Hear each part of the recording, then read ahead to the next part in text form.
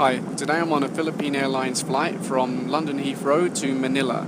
Now, you may notice that I'm talking into a microphone. The reason for that is that I don't have my proper microphone with me, so I'm just recording to my phone. Now, the reason why I'm making this video is that you'll notice there's no entertainment system. So if I turn this forwards, you'll see there's nothing, and it's the same for every other chair. Now, what they do is they give you an iPad, and you can see that down here. They give you an iPad mini, as well as a charging dock, a cable to charge it, and headphones. So what I'll do is I'll bring you forward a little bit closer, and I'll show you exactly how the system works. So here's a look at the iPad. It's an iPad mini, pretty much standard, except they have made some modifications about what you can access. For instance, you can't access the camera, and a few other options and applications. Now, they do give you these headphones. They're not Apple headphones, but they're okay, good enough. Now, the two main things you're going to be using, or the three main things, is the games. They've got a few games on here, nothing amazing, but good enough. Music, it's loaded up with quite a few different albums and, different music. And then the main one, of course, is this, what do they call it? They call it Flights of Fancy. So you click that, and this is their entertainment system, basically. You can see what movies they've got: Hector and the Search for Happiness, The Book of Life, The Love Punch.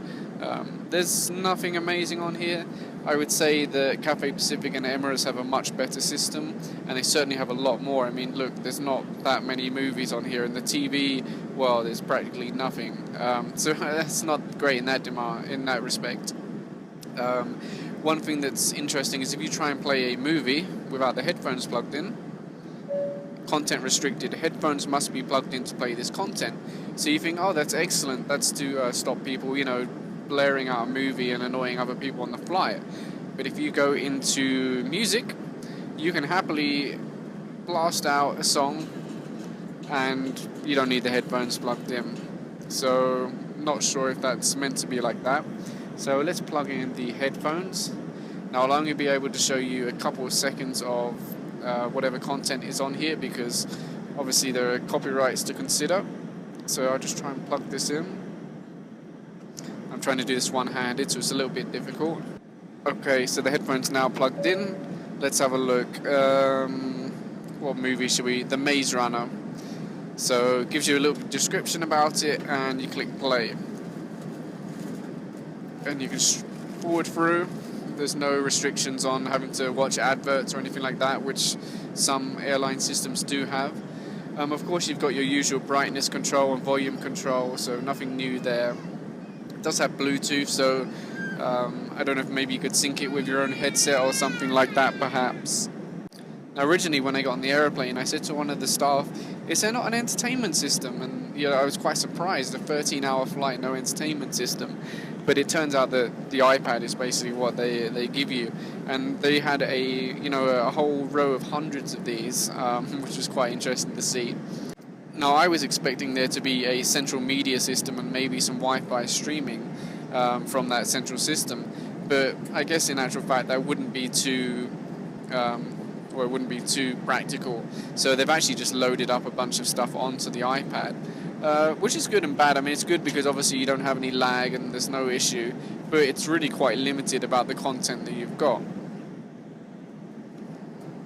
Now, I know what you're thinking. The battery life is going to die after maybe 2 or 3 movies. You're going to be down quite low. So what happens when you start running low on battery is they give you one of these charging pads. Then this is basically a portable battery, just like the regular ones you can buy, except that this also acts as a stand for the iPad. So basically it charges via mini USB, you can see on the side there, and then it has a USB output here. So you could actually use it to charge your own iPad or your phone or any other device that you brought on board with you. The iPad basically sits in there,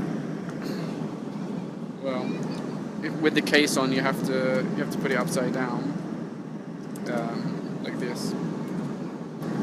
So you can see it's now sitting in the portable battery, which makes quite a nice stand. And they also give you a lightning cable to plug in from the portable battery into the iPad mini. So overall, I think it's a pretty good idea having an iPad that you can play games on, watch videos, play music, but it's quite poorly implemented. It's obviously been a cost-saving option. Instead of upgrading the plane with a proper entertainment system, they've just given everyone iPad minis, which, you know, are pretty cheap. So what's wrong with it? Well, one, there's barely any content on it. Two, there's nowhere to place it. You can only put it on your food tray, which means you have to face your neck down like this. So imagine 13 hours of having your neck like that. It's going to get pretty painful. So it's an interesting idea, and I'm glad that I got the chance to actually experience it. But overall, it's a bit of a fail. So I hope you enjoyed the video. Please remember to give a thumbs up and subscribe. And if you want to have a look around the plane, there you go. It's not a very full flight and the lights are off at the moment, but hope you enjoyed.